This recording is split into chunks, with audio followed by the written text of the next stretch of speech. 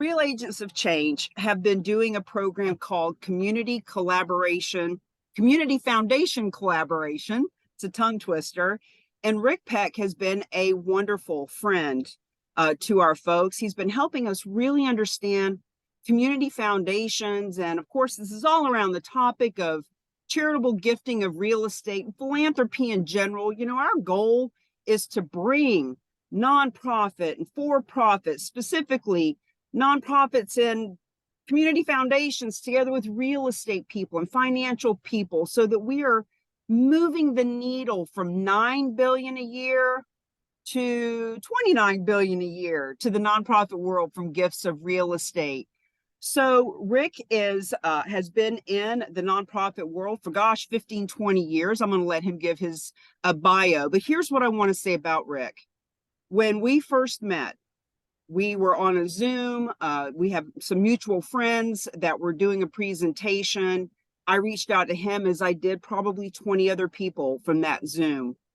And it was Rick who was excited, who was engaged, who was friendly and professional and said, you know, gosh, we're nonprofit. We've been trying to get real estate agents to come out and play and do some real estate gifts with us. And I said, well, we're real estate professionals who are trying to get nonprofits to come out and play. And we thought, there's peanut butter and chocolate coming together here to make a yummy treat.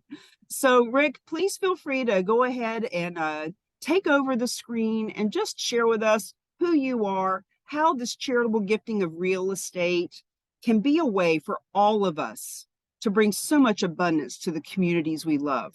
Go ahead. Sure. Thank you, Cami. It's a pleasure to be here. Thank you, everybody. I see a few familiar faces on here, and I'm glad to be here. So just as far as background, I was a financial advisor for 7 years with American Express Financial Advisors, which is now Ameriprise.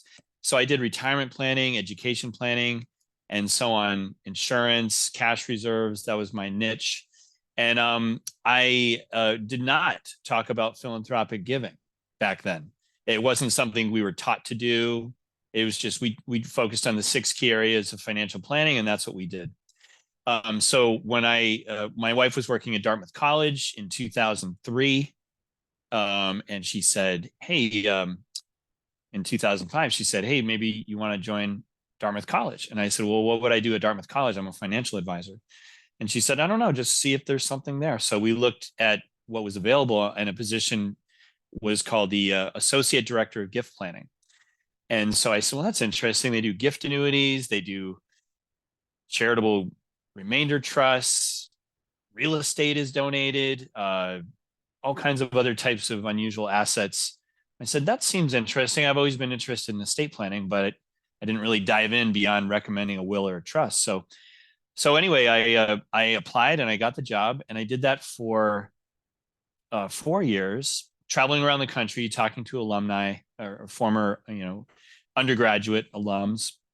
And it was really fun.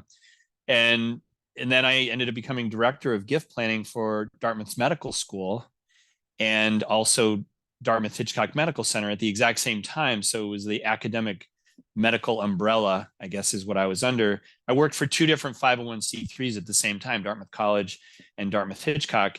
But I got to talk to grateful patients and their families. I got to talk to medical school alums, sometimes dual degree. They had an undergraduate degree, they had a medical school degree. And same thing, talked about charitable gift annuities, bequest intentions, charitable remainder trusts, charitable lead trusts, real estate gifts, gifts of tangible property.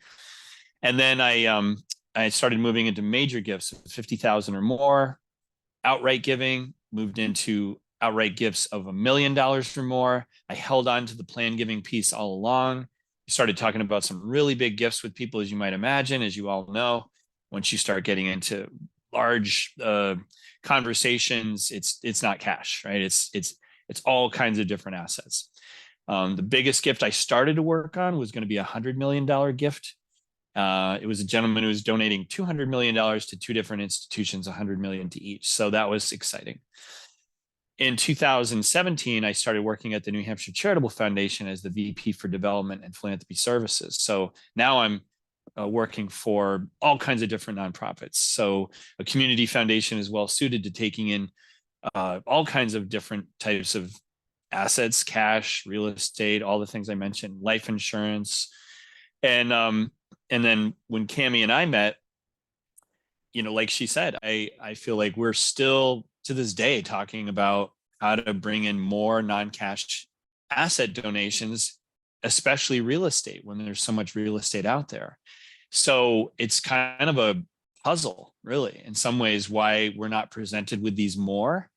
And when I met Cami, she's out there talking about how to facilitate gifts of real estate or potential gifts of real estate to nonprofits. And I just felt like there was an audience in community foundations, especially the larger ones, because they're already drinking the Kool-Aid and they already feel that this is an important thing to focus on. They just weren't seeing, as Cami said, they just weren't seeing the traffic. But I've learned through all of you along the way that the medium size and the smaller community foundations are not even thinking about donations of non-cash assets. They're not thinking about donations of real estate. So that's been an eye-opener for me, because I thought they would at least be thinking about it or doing it, but it feels like many of you are just starting the conversation with them about this. It's opening their eyes. They're asking questions like, do other community foundations take in gifts of real estate? And the answer, of course, is yes, but they're still learning. So it's been, I just realized, I guess, how much work there is left to do, how important the work is that you're all doing, and how important it is to connect with the nonprofits. So we're still trying to figure this all out and whether or not this is a good idea for them. It's probably more than you wanted, but. No, that's perfect. That's perfect. And I love that you're learning with us. There's always something to learn. And one of our real agents of change, his name is Jeff Albee. He's a commercial agent out in LA. He's the president of the CCIM out there. And when I first met him on Dan Klatt's Church Guy Network, he said, I had a client last year that donated $44 million from real estate, but the client had already passed on, and they didn't do it the right way or the estate planning way. This couple died, but they had left in their will that they wanted the money to go to nonprofit. So they weren't even really looking for estate planning or to avoid taxes, but they did want all of their assets to go to nonprofits. So those big ticket items, those philanthropic people are out there. We just need to educate them. So on top of all the other things I'd love for you to chat about, one of our biggest questions, Rick, the same question that comes up all the time: how do you talk to people about this? Whether you're a nonprofit or a realtor or a financial advisor, how do you even start the conversation about gifts of real estate? Well, sometimes you just have to start the conversation before you talk about what to give. You're just talking about their motivation. So for example, if you're talking about an individual, you might ask a question like this. What kind of ways do you give back? Do you give gifts of time, like you volunteer your time? Do you give the gift of your talent, say you're a board member? Or do you give gifts of treasure? Do you donate your money to different? So you're just trying to get a feel for whether or not people are giving back at all, or if it's part of their culture, with their family's culture. And there are a lot of questions I could actually send you afterwards, Cami, that can prime a conversation like that with people, just really high level stuff. So you're really just trying to understand that first with an individual or their family. And then when you realize that they are open to thinking about different ways that they can give beyond, again, time and talent, then you say, well, what ways do you give financially right now? Oh, I give gifts of cash, or I've occasionally give a gift of stock. So you're just starting to understand what they do already. And then you might, if you get lucky, you're going to get into a conversation about what they want to accomplish big picture. And if they really have ambitious goals with either a certain topic area like mental health or veterans or the environment, or they really have a specific focus on a nonprofit of their choice, then you're starting to feel whether or not they have a passion for doing something big. And that feels like it then lends itself very well into, well, what types of assets do you donate today? Oh, I donate cash. And well, would you be open to learning about other ways that you can donate outside of cash? Yes, I would. And so this just kind of lends itself naturally to a conversation around different things that people have never thought about, including gifts of real estate. So and many times I'll package real estate into a larger conversation about non-cash. In fact, I did a talk on that, I think it was last week or the week before, on non-cash asset donations. So real estate's an easy thing to talk about within that because everyone's really familiar with real estate. So, but so then pivoting from individuals to nonprofits, it's a similar type of conversation, which is, so how do people donate to you now? Oh, they mostly give us gifts of cash, or they occasionally give us a gift of stock.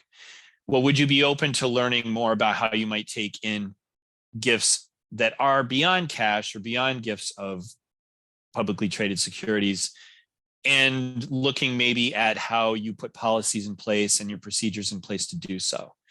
And this is an absolute foreign conversation, which I mentioned earlier, for some nonprofits. For donors, yes, definitely, and for nonprofits as well, because it scares them. It's not something they've ever been presented with. They might look at it as very cumbersome, very complicated. Maybe it's been painted.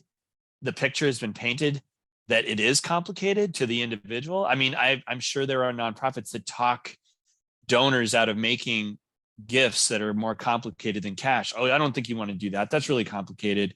Whatever their situation is, they might say that. I say that because I worked at an institution that definitely discouraged gifts of real estate at one point, because they anchored themselves onto a gift that was a terrible gift.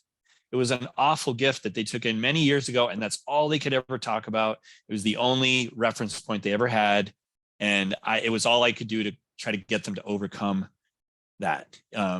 So anyway, I really just think it's a matter of just kind of having a conversation with whoever it is that you're talking to, and just kind of feeling them out a little bit as far as like, how do they think now? What would they like to aspire to do? And make it so that it's a solution-based conversation rather than let me present something really scary to you and force it down your throat, which is, nobody wants to do that, right? So. Well, thank you for that. And these two gentlemen are top of mind for me here in the Rock. We've got Jeff, who had people donate that 44 million, and they weren't even worried about tax deductions. But then on the other hand, we've got Jim Wooten, who wrote Real Estate Gift, and he and I did an interview yesterday where he's talking about, in his world for the last 30 years, he'll have a nonprofit that wants a piece of real estate. It's a church that needs a bigger sanctuary, as an example. So if he's got that nonprofit that needs a 10,000 square foot sanctuary place, he will look for commercial real estate that's already listed. And he said, on the flip side of what you're talking about, because it's a buffet, right? There's so much to choose from. He said his example is an $8 million strip mall. It's got the anchor store empty. It's perfect for a church sanctuary. Church will give them 5.7 million, and they're asking for a $2.3 million gift. In other words, it's $8 million strip mall, but they're going to pay 5.7, and the rest is a tax deduction. And he said that instead of going to the property owner and saying, hey, are you philanthropic? How do you feel about churches? Would you like to, do the right thing? He said he just writes it on a piece of paper. It's a proposal. Here's what we're proposing. And he said 1 out of 3 will actually go to their CPA, and the CPA will say, you know what, based on your tax circumstances, this is a good estate planning tool. You should do it. So whether they need a tax deduction or whether they want to be philanthropic, the good news for the nonprofit world is it doesn't matter. You're still going to get millions and millions of dollars more than you would have if you were sticking with cash. Wouldn't you agree, Rick? Absolutely. And actually, you're making me think about a few things, Cami, like what's the pain point? What's the motivator? Why are people considering a gift of anything? Sometimes it's that they're trying to dispose of an asset. Sometimes they are looking for the tax deduction. Sometimes they're looking to they truly are motivated by doing something big, and they're looking under all the seat cushions for what kind of assets they could choose to donate. So yeah, absolutely. I think it's just a very immature conversation at the end of the day. People just haven't had these conversations. They don't know where to turn. I'll just tell you also that a lot of the professional advisors that I've worked with, it's all new to them too. CPAs, wealth advisors, trust and estates attorneys, they're presented with these situations and they're looking to come to people like you and me and say, help translate this for me. Like, show me some examples of where you've seen this happen before. So, I mean, if I could, I have some examples in real time that I've been working on with real estate gifts that might be instructive for the group. But, people like to hear those stories, those real-time stories, because it says, oh, it makes it real. I'm not the first one. I'm not the first donor to present this to you. That's important. I'm not the first CPA or wealth advisor, trust and estates attorney that you're working with on this. That's important. And as nonprofits go, they're like, I want to know that somebody else has done this successfully as well, that we're not the first ones venturing forth into the abyss. And, we're going to have egg on our face when we're all done, and it's going to be a total mess. You just want to tell them, this is how it works. We can do this, So we're going to do this together, and it's not going to be as simple as cash, but it might be well worth the journey if you're willing to go on the journey and know that others have gone on it and been successful. Well, thank you for that. Friends, if you have a question, comment, concern, hallucination, if you would like to speak with Rick Peck himself, please feel free to unmute yourself and jump on in. And we were interviewing Dr. Russell James 2 weeks ago, and he is famous for saying that very thing. The thing that we always say as well is it's about the story. People need to know, not only is it already happening, but just psychologically, people like to know that there are other people like them. They want to know that people like you want to learn about stuff like this. People like you make gifts like this so that they feel included and not like just some weird anomaly that's given something a try that's never been done. That's right. Hey, It's Rick. so important to John, socialize that. Yep. John Fralick here, Rick. It's good to see you again. Good to see you, John. I wanted to ask a simple question. Cammy's done a phenomenal job of training us in all this.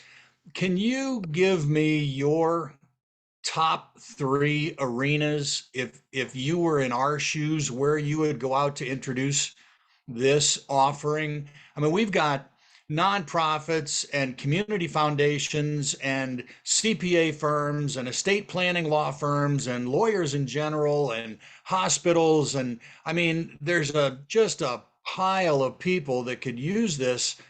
But if you were going to plant your flag and go after this kind of business, what would be your top 3 arenas or top 2 arenas that you would focus on, so we don't get spread out too thin and we can become more complete in our pitch to a particular niche? Well, it's a great questions, John. So, I mean, one thing that I might have mentioned in a past call that I think is an interesting stewardship opportunity for all of you that might yield some results is doing something for clients that you've worked with in the past that's like a value add as far as giving them some information. For example, you could have you could curate an opportunity for people to learn, like we're doing today, talking about different types of real estate that's been donated. So it's instructive for people you have worked with in the past who don't know about this, and it might be something you add as a tool in your toolbox in between sales or in between things you're doing with that particular client. And it doesn't have to be just the topic of real estate donations. You could pick a lot of other topics, and they're going to come to you because John's curating this group or the speaker series, and it's interesting, and it seems like he understands me. He understands his client base. So these are things to kind of offer value in between the sales, so to speak. As far as going to nonprofits, a really interesting thing to do is to go to the largest nonprofits you know, and try to get a meeting with them or a warm introduction and say, just flat out, do you take in gifts that are beyond cash? And they may say, no, we don't. And here's why. And it will open your eyes, especially these larger institutions. I've seen institutions, like I mentioned, an institution I used to work for, they flat out hated those ideas. So what you're doing is you're just saying, well, let's reframe this for you. I mean, if you could take in an average gift of $500,000 or more, would that be of interest to your bottom line as it relates to your development operation? So I can't imagine people wouldn't want to at least hear about it. So, or at least understand, as Cammie said before, how has this been done in the past? Give me some real-time examples of how this is working. So when I say go to the largest nonprofits, because the largest nonprofits usually have some sort of a development program, they just don't necessarily, they haven't necessarily leaned into non-cash donations. So that can be a co-presentation. I'm happy to do that with you. It's not a topic you see a lot. So it would be a draw, especially if you want to couch it. If you want to just do straight real estate, we can do that. If you want to couch it in real estate plus, most nonprofits, most larger ones would at least be open to listening and hearing it. So I don't know if that's helpful for you, John. This is Connie. Good to see you, Rick. I have a very large network of realtors, and so I would like you to speak to them about charitable giving. I'd be happy to do it. There's so much to know, right? And again, I think all of you know this too. You don't have to necessarily be an absolute expert in it. You're just really trying to identify an opportunity. And so I appreciate that, Connie, when you talk about talking to these, just seed planting, letting people know what phrases to use, how to open the conversation up, and just see what happens. So little tiny venues, so we can have a more intimate conversation is one way to do it. Zoom, like we're doing today, is another way. Another way to flip it around is, instead of saying, we're going to present this to you, you go to the audience and say, what do you want to learn about? What kind of questions do you want to bring forth so we can customize this talk to you, up to and including, I have no idea what you're about to talk about. This is all brand new information to me. On the flip side, it's, tell me specifically about how a bargain sale works, or how a flip trust works, or tell me about how commercial real estate is sold, or and so on and so forth, depending on how granular people want to be. So I want to make sure your audience is getting value out of this, not speaking over their head, but I'm also maybe not dumbing it down too much either, just finding exactly what it is that they're looking for to learn more about that, and then continuing that conversation in whatever way makes sense. Well, I know that Connie's going to share this recording with a bunch of these folks that she's speaking on. So maybe if you could give a 1 or 2 minute dissertation now, like what she could cut out of here to actually share with them about this. I think one of the biggest problems is they don't understand. First of all, even though you tell them the benefits, I don't know if they really understand the benefits, number one. And number two, it's outside of their ordinary marketing box. So they're not sure exactly even how to begin to approach it. And with me having a nonprofit, I want to be selfish. Like, no, not really, but I want to let them be aware that we have the nonprofit. And if they don't have another cause, or I could be one of the causes, I want to let them know them. But I think the biggest problem is they just don't understand, because they've not heard of it. Just like the nonprofits haven't heard of it, and the financial advisors haven't heard of it, the realtors haven't heard of it. Yeah, fair enough. I mean, to Cammie's point, a really quick thing I could say is, here are the 5 different ways you could donate real estate, and go into depth onto each and every one of them: an outright gift, a bargain sale, a retained life estate, a flip trust, and a fractional interest gift. Just that alone is a good frame for how real estate donated. A completely different conversation could be, let's do a real-time role play about how you might bring this up, or situations that might present themselves as entry points, so that the realtors can go, oh, yeah, that happens to me. People do say these things. I just never know what to say in response. So it's like, well, you could say this in response, or, you know, these are things. And so it could be a nice back and forth dialogue as well as around, you know, tell me how you think you're missing the opportunity to have these conversations, and let's talk about it so that you can take this to your next appointment or your next few appointments and try to use this this language. Well, now that you're talking, I also thought about the fact that most realtors have some type of cause that they support. So this might be an opportunity to them to go to the causes that they do support and bring up the fact that maybe they could have real estate as part of what they take in. Yeah, absolutely. And as you heard here in the theme today, there's so many that are just barely thinking about this. These nonprofits, you really are doing them a favor by introducing them to the topic.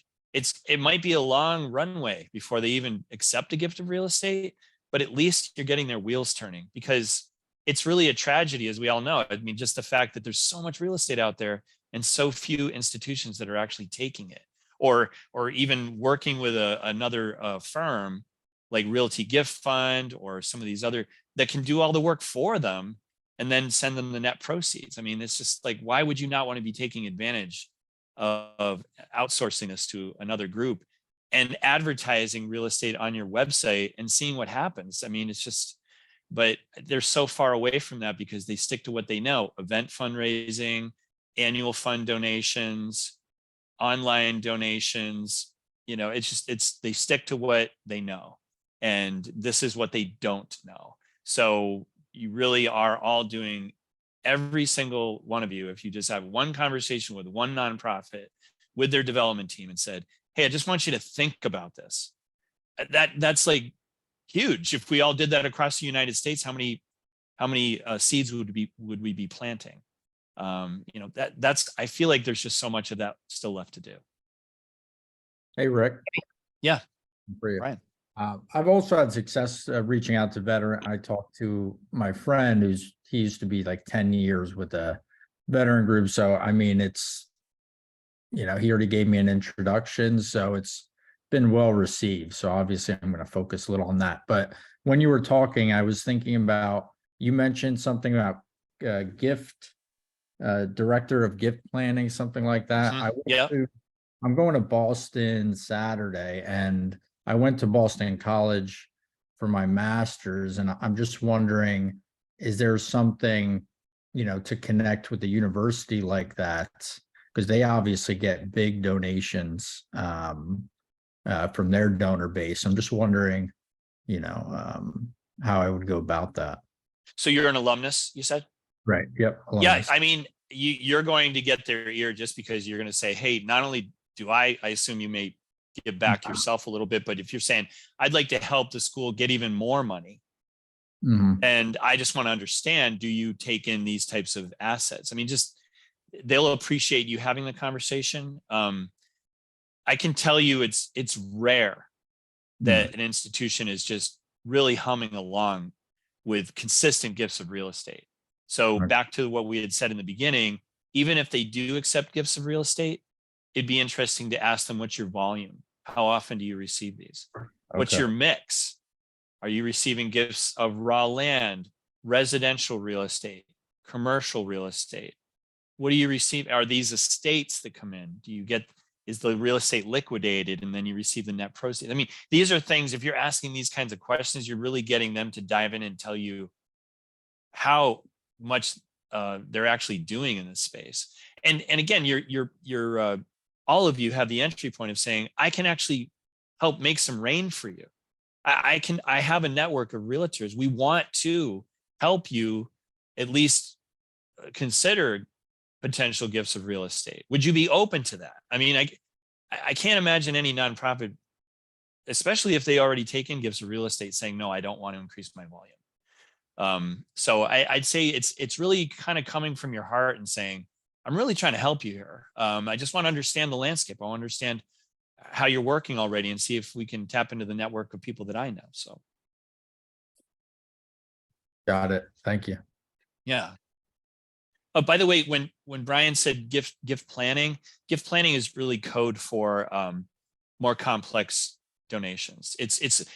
There's what's called deferred giving. So giving, obviously, when you pass, away. That's also called plan giving, gift planning, deferred giving, future-based giving.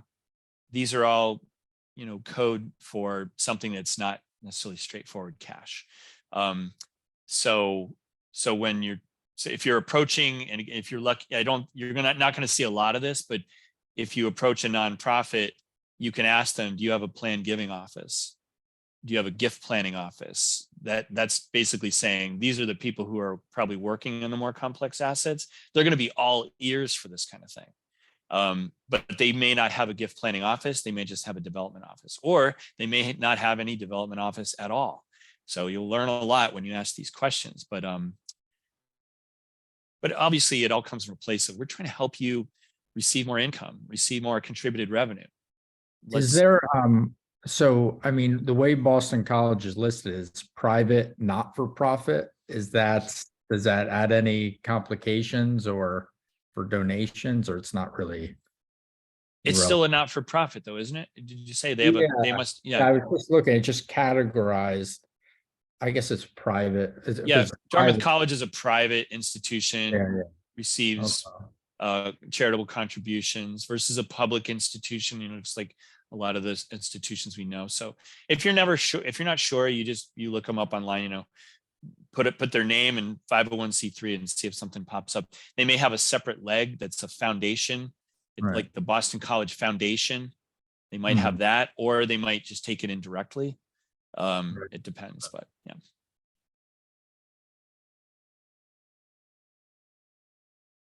To piggyback on the question Connie was asking about the real estate agents, I am actually reaching out to real estate companies.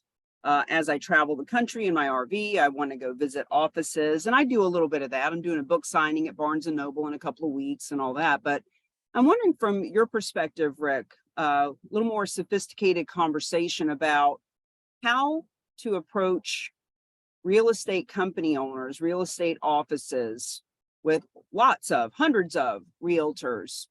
What would you think would be the language to help them understand why their company would want to be a charitable real estate division?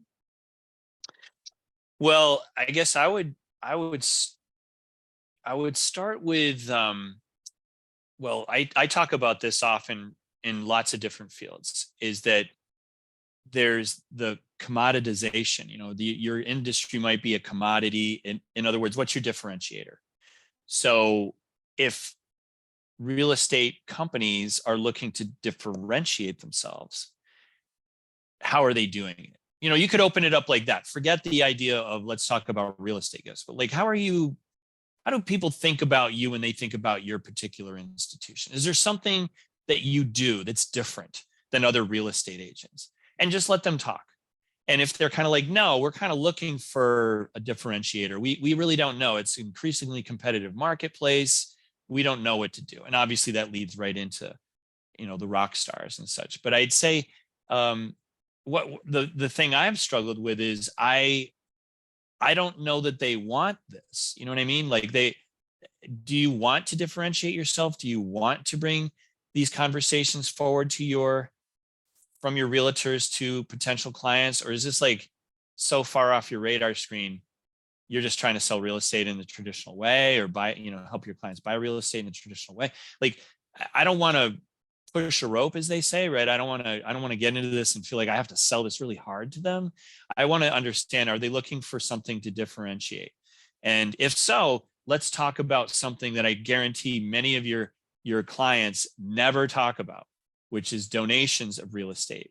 While your realtors can get paid on the sale and do something good, and you can list that kind of stuff out there as a service to your community. I mean, all the things Cami, all the things everyone on this call knows, but you're just really saying to them, we can help you do that if you want this.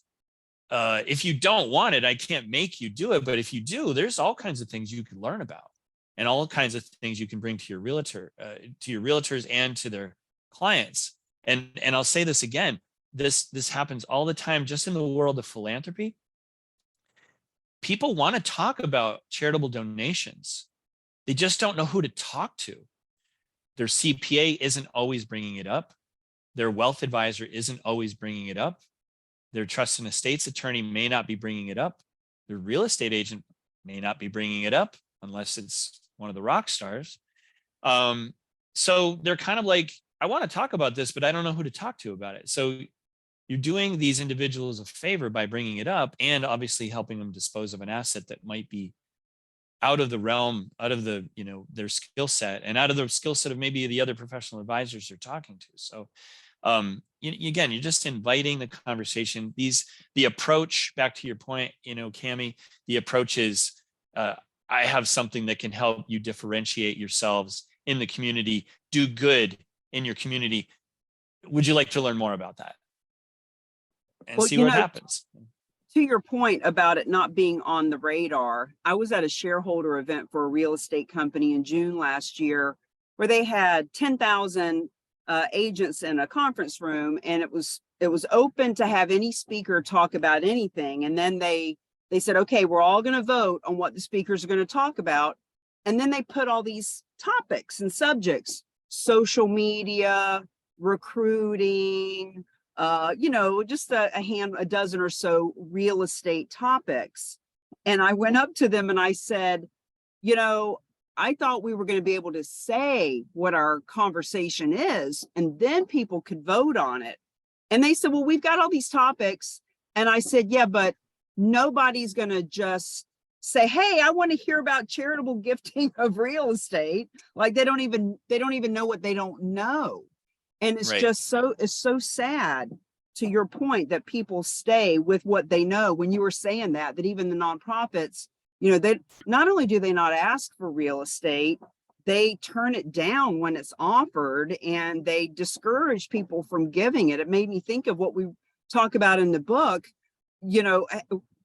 What if we were all still carrying buckets from the river to have water? What if we were all still using an outhouse outside? What if we were all still riding on a horse? Like, people get so hung up on what they're used to doing, but it's that one person, that one group, that one thought that changes how we do everything. And so we're really looking for those who are innovative and hungry enough to say, you know what? Our nonprofit needs money and we are willing to listen to anything. Our real estate company is hungry. We want to have a differentiator.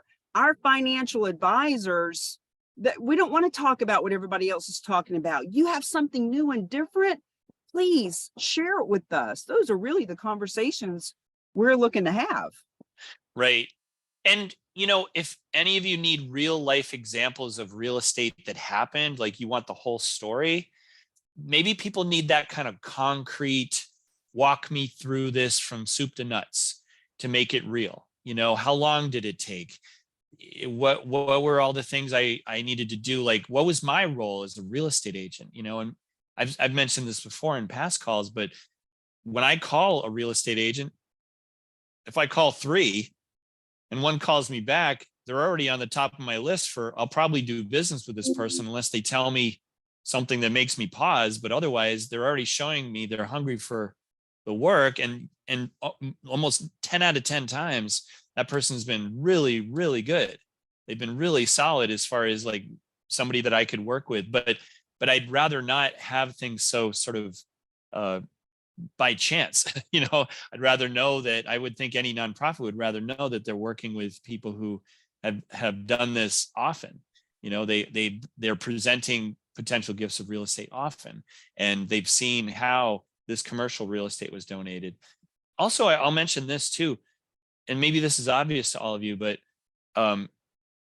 donors who are philanthropically motivated, they make mistakes. You know why? Because they don't get good advice. We had a situation where a gentleman wanted to donate his commercial property, and he did it in the wrong order. He already had the purchase and sale agreement signed, and you had to unwind it, and for various reasons, it couldn't be unwound. So the potential donor learned a lesson, said, that's good for me to know that for next time. But these are the things you can help people avoid, is making these kind of basic mistakes because they don't know any better. So, somebody I was talking to earlier today was talking about how if you're not motivated by the good that you can do, maybe you're motivated by the fear of making a mistake, fear of either you as a practitioner making a mistake or your clients making a mistake. You wouldn't want your clients to make a mistake, would you? You wouldn't want to make a mistake, would you? In front of your client, wouldn't you want to know how to do this well? Wouldn't you want to know the landmines to avoid? That's maybe a more of a motivator for some people. It's fear-based, fear of screwing up versus desire to make a big difference in a positive way. I love that. I love that you said that, because that's one that I'll use. It's so true.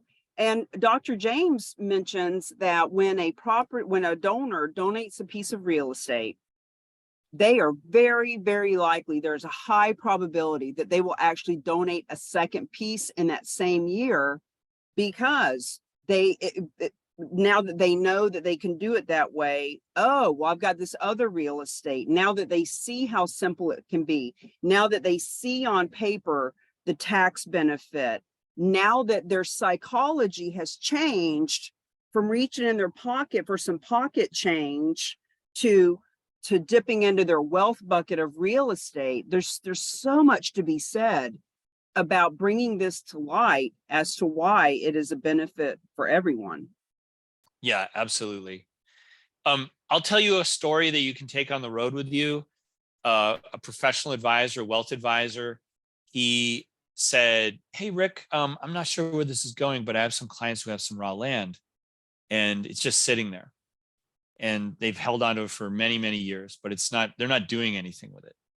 Do you have any ideas?" So I said, "Yeah, they could potentially donate that. And then we could see if there's a market for that, or we could see if there's a market for it now and they could potentially donate it." So anyway, they did donate it. It was appraised at around $300,000. And it was shopped around by this realtor who called me back, and he was really great to work with. And they ended up finding a specific buyer who bought it for, I think, around $270,000 ultimately. And the net proceeds came in. They were put into a portfolio of investments inside of a donor advised fund. And now the couple makes grants out of this donor advised fund at any level they like to. And obviously it's invested, the money grows, and so they got a tax deduction, obviously, on the fair market value of that property. They're giving to all kinds of different causes. And the wealth advisor said, he goes, they are so happy. They never thought they could do anything like this, and now they're doing it, and they're just in their happy place. And he goes, "You got to tell that story. You got to, you could interview this couple and interview me if you want to." He goes, it makes him look good too, right? The wealth advisor looks good because he helped them solve a problem. They're doing something they've always wanted to do. They didn't think they could do it. Real estate wasn't something they had considered.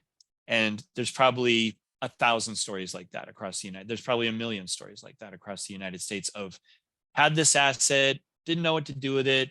Nobody approached me, didn't realize there was a solution that I could do something to dispose of it in the way of a charitable gift. And therefore it continues to sit there and not get sold or not get donated. So, but anyway, I have other stories like that, but it's a feel-good story all the way around. It was many steps to get there. Took probably maybe close to a year, but set expectations with the donors all along the way, set expectations with the wealth advisor along the way. Everyone was very happy to, once you set expectations, everyone's usually fine. But it all ended up great. And I'm sure they do it again, like you said, Cami. Actually, now that you tell that story, Connie's asked me to tell the story of the Berkeley Humane Society. So I'll share this story. It's our favorite story recently. And if you all are thinking of questions as I'm telling it, please feel free to jump in. So, gentleman had 12 raw lots in California. It was December 2021, December 10th to be exact. They called the team that we use. And the reason why the real agents have changed, talk about how this is risk-free and no money out of pocket for any nonprofit, is because we have a team. And we have a 501c3 partner who takes title to property, pays off mortgages, et cetera, which is why there's no risk, et cetera. So this gentleman calls this team and says, hey, I've got this land. It's December 10th. There's 21 days left in the year. I need a tax deduction. Can you make it happen? And because that's all this team does, they did. They were able to take title to that property before the end of the year, which is what kicks out the tax deduction. So this gentleman was able to get his tax deduction in that calendar year. And then when the property sold around April of 2022, Berkeley Humane Society received a little over $400,000. And they were shocked. They had no idea this was possible. It was one of the biggest gifts they'd ever received. And they said, can we get more of that? And we said, yeah, just tell your donors. So in a matter of email, few phone calls, letting their donors know, they didn't know how it worked. They weren't the ones that were facilitating it, but now they had a team.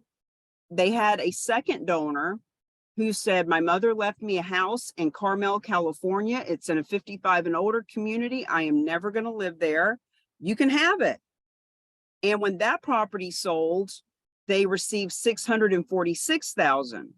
So the moral of the story is this: one nonprofit, two donors, 6-month period, $1,052,000 and some change. It's not pro forma. It's not pie in the sky. It's not something we're looking to do. It's actual factual stories of what is happening in the world. And now, if you go to Berkeley Humane Society's website, you'll see a really fancy page.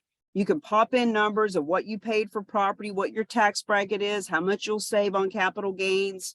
But what we want people to know is they did not have those fancy widgets. They didn't even know real estate was possible until somebody stepped up. And now that they have $1 million in their bank account, they were able to put this fancy website. But it's just another great story. I put in the chat, if you go to The Rock, the way we spell it, REOC, therock.com/donations, you'll see 14 case studies there. And we encourage all of you to study the studies and be able to tell these stories. One might resonate where another one doesn't. So know your audience. That's a big takeaway too. Yep. I have another story if you'd like. I mean, people appreciate real-time stories. I've got one on bargain sales. You don't hear about these too often. A woman approached us and said, I have 2 condos. Each condo is worth almost $1 million.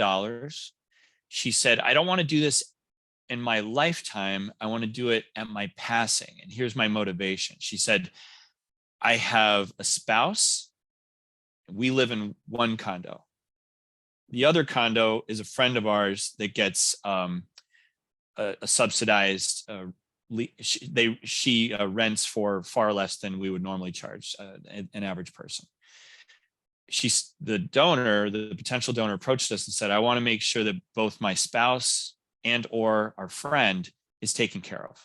So if there's a way that we could donate these properties at my passing or my incapacity, and then you pay back to my spouse and or this individual who rents from us, just give them something, give them purchase the property back, at a discount, obviously a bargain. Then they get some cash in hand, both my spouse and our friend, and then the nonprofit, us, we get a portion of that, some of that. So it's, in other words, everybody wins. We get a charitable gift, because how it works is once we receive that property, again, we pay them immediately a discount. If it's $1 million property, say we give them $400,000. So there you go, spouse, that's yours. Now we're going to take that property, we're going to sell it, and we're going to get the $400,000 back that we spent. And then we're going to have net a $600,000 gift that we can then put toward whatever it is that the donor wants to put it toward.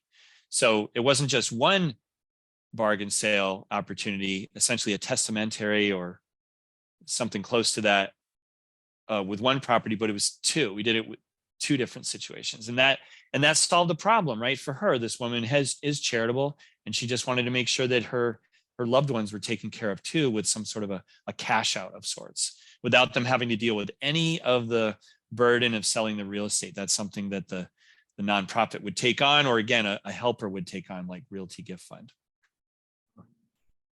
Great stories. There's so many creative ways to do this. And what we want our nonprofit friends to know, don't worry, you don't have to come up with that 400,000. That's why we have Realty Gift Fund and others like that that will do that part. They come out of pocket. That's why it is risk-free, no money out of pocket. Risk-free, no money out of pocket. Risk-free, no money out of pocket for any of the nonprofits that we work with. Questions? I've got one. My name is Ray. I pastor a church in the Central Valley of California. And like a lot of churches are going with COVID. People got hit financially, and that affects people's giving financially. And so you had sent an email to my church account, and I figured I'd give a listen. I wasn't able to make it for the first 10 or so minutes. And so if you've already covered this and I can get this information elsewhere, feel free to tell me. But if you haven't yet, I'm curious, how do you see this apply into churches, or how have you seen it apply to churches? Anything other than letting the church members know that you can give, but you can also give property, and here's how, that we have a resource to be able to do that? Yep, that's right. It's just, it could be, I'm imagining a realtor, a rock star goes to the church, gives a presentation on how to make a gift of real estate. The one thing that sticks in my mind actually is the idea of retained life estates, which I'm not sure that we've talked about that, but I'm imagining couples or individuals who have no kids, who are very dedicated to the church. So they would live in that property their whole lives, but they would deed the property to the church and get a tax deduction based on the fair market value of that property. But again, they would continue to live there, pay their property taxes, pay their insurance, maintain the lawn, do all the things they would normally do if they were still owners. But now they're essentially borrowing the property. They're living there as, rent-free tenants. And then, but when the latter of the two of them passes away, that's when the church takes that property in and again uses it. Either they sell it or they contract with like Realty Gift Fund to make it happen. But again, I would imagine a lot of people who are dedicated to the church, giving offering every week or giving some sort of a tithing in some way, they would be open to understanding that this would be an option. But I bet a lot of churches aren't necessarily saying consider a gift of real estate at your passing, especially if you have no idea what you would do with it anyway. And as a matter of fact, Ray, we have on with us right now a gentleman named Dan Klatt, who is the Church Guy Network. He has 49,000 churches in his email list because he's been for 30 years. All he does is help churches buy and sell. That's his specialty. And we actually created a video for Christ-centered leaders to explain to them, these donations are sitting in the pew every Sunday, and we can't pre-qualify and judge and think who would or wouldn't. Another fabulous story that the Real Agents of Change loves is National Jewish Health has 300,000 donors. And 3-4 years ago, one of their donors, Linda Grable to be exact, and I can say that because she's on their postcard that they mail out.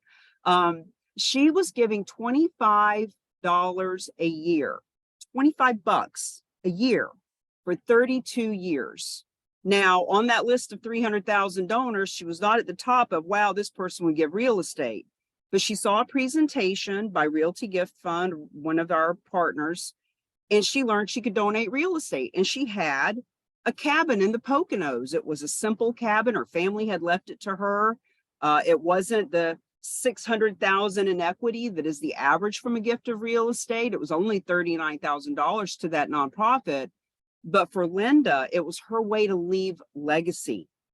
It was her way to actually relinquish herself of this asset that she didn't really want and to be able to help this nonprofit. So we like to say, everyone has a Linda. Linda, she comes to your church every week. We just need to let them know. So one of the things we are suggesting to churches, I've been to several churches over the last year, and they've all got a big screen and they've all got a way to give money through PayPal or, through the website, or they got 3 or 4 or 5 ways to give money, especially online now. And all we're saying, Ray, put just another line up there, another bullet that says, and we can benefit from gifts of real estate. And we are not suggesting that you're going to get 10 donations that first Sunday. What we're saying is we're creating that pipeline. We're educating people. We're letting them know. And you probably have realtors that come to your church. And when we let the realtors know, hey, you can help the church by spreading the word about this. You can be the go-to rock star, as we call ourselves, that are helping the church understand this, because instead of the realtor taking money out of their pocket and putting it in the plate, which they can still do, what we're saying is we will put money in their pocket. We will pay them a full commission for the properties that are donated on your behalf. So they actually make money by helping to liquidate these properties and give you on average 600,000. So there's a lot to be learned. We'd love to have you come to one of our master classes. Friends, it's right at the top of the hour. Any last words for Rick before we say goodbye? This has been very informative, Rick. Thank you. You're welcome. Thanks for your interest, Connie. I'm happy to collaborate in whatever way you feel like would be helpful for the realtors. Again, you can see it's so much of this is seed planting. You had said there was a video available. Where would I see that video? Cami? I'll send it to you. Oh, yeah, Okay. that video. But Ray, send a text to me as well. My information is over in the chat because I want to make sure that you get a copy of this recording. And I'll make sure you get we have hundreds of videos and resources to help you understand how this works. Okay, great. Thank you. Okay, friends, yes, you will receive the recording of this. We will post it in our Facebook group. We'll send it in an email to our email list. And if you've put your information, this is your last chance to put your information in the chat to make sure that we can send it to you. You'll get the recording, and we want to encourage you. This is just the drop in the bucket. It's just a little taste of how this works. We've created a system that's really simple. It's risk-free. It's no money out of pocket for the nonprofit world. It puts money in the pocket of the financial advisor in a lot of cases and the real estate agent. So we are leveraging real estate for real change in many different ways. And we encourage you to reach out. Rick Peck, as always, you deliver. And as you all heard, Rick is willing to do talks for you. If you've got a group of realtors or financial advisors or churches or what have you, there is support here for you at the Real Agents of Change. So thank you so much for coming. Cami, I have one question for you. Okay. Since you're on my board of directors for my nonprofit, I'm thinking we should invite Rick to one of our nonprofit meetings to explain it. Amen. And a lot of them are realtors, so that would be beneficial all the way around. That would be awesome. I will talk with Rick about that offline. I'm sure he's nodding his head. He'll do it. So thanks, everybody. See you on the next version of the Real Agents of Change, where we're always bringing resources and relationships to help bring funding to the nonprofit world. Bye-bye. Thanks, everybody. Thank you.